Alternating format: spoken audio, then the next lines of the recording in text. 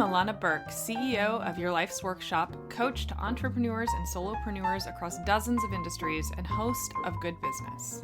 With nearly 20 years' experience helping hundreds of clients create profitable, ethically driven, and sustainable businesses based on their life's work, I'm here to teach you how to do great work, make great money, and make a positive impact without feeling like you need a shower afterwards.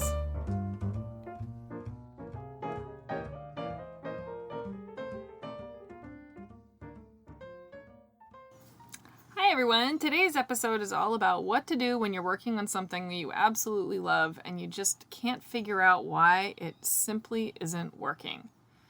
First, we'll talk about what it feels like to love something but not be lit up by it. So how do you recognize that that's what's happening? Then we'll talk about what to do about it and how to fix it. And finally, we'll wrap up with some inspiring examples of how this works in action. So first, you know the feeling, right? Like you have a cool idea for a book or a product or a course or a service, right? You get the idea. It feels resonant and marketable and it fits with everything else that you're doing. And you get so excited, right? It's a good idea. And a good idea, after all, can feel like winning the entrepreneurial lottery. So you put in a bunch of time. You organize, you color code, you brainstorm, and then you fizzle. You open up the docs for it and you just stare blankly into space. You carve out time to work on it, and then you reorganize your client files instead. I don't know anything about this. And day after day, it somehow just doesn't move forward. And the more you don't do it, the more guilty you feel. And the more guilty you feel, the less gets done. This is about when you decide that you are a terrible loser who can't follow through on anything, and all the brilliant ideas you're destined to finish will actually just languish in the annals of your hard drive. And all the while, your brain is on a loop going, I love this idea. Why am I not doing this? Why do I keep procrastinating? Why am I such a loser? But here's the answer. Because it might just not be big enough. When the symptom is a general feeling of meh towards something that you know will work and legit think is cool, the solution is not always to power through. Sometimes it's to level up. Now, quick sidebar, right? We aren't talking about fear of success here, right? That can be a show for another day. Nor are we tackling whether it's a good idea to begin with. For today's conversation, we are assuming that you are brilliant and all of your ideas are good ones. So if you are indeed brilliant and all of your ideas are good ideas, we can also successfully challenge your basic assumption that there are people in the world who are somehow more deserving or interesting than you, and that they are the only ones who are allowed to have really big, great ideas. And we can actually look at the real lesson here instead of paying a bunch of attention to all of that garbage that you know down deep is probably crap.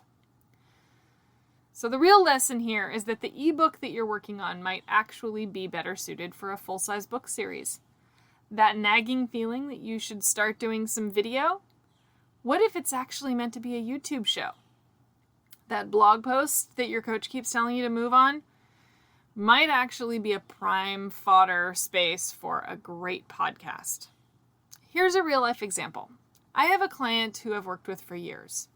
In our idea parking lot, she has a project that we both thought would make a great book. I threw tons of ideas at it. She threw tons of ideas at it.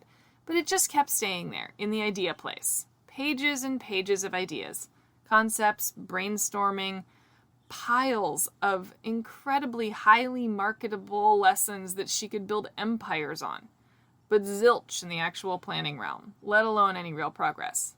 She was in the meh place. Because marketability does not equal enthusiasm. Let me repeat that. Marketability does not equal enthusiasm. Just because you can sell it doesn't mean you can get yourself to do it. Good ideas for someone are not automatically good ideas for you.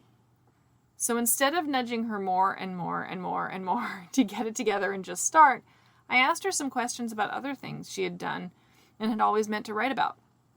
And pretty soon, a long book about one thing turned into a long book with a bunch of short stories. And our original idea was just one of them. Our new idea allowed her the space to bring all of herself to the table. And that lack of spark immediately felt clear. Our original idea was just too constraining.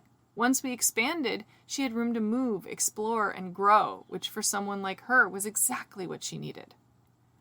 So next time you feel like you have an idea that feels solid but just isn't getting your attention, don't automatically scrap it and don't beat yourself up about it. Try making it bigger instead.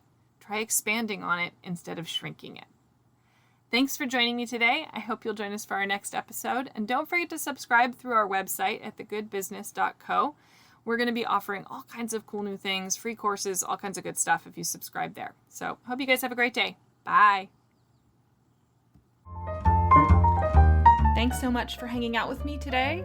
For more information, visit thegoodbusiness.co or yourlifesworkshop.com.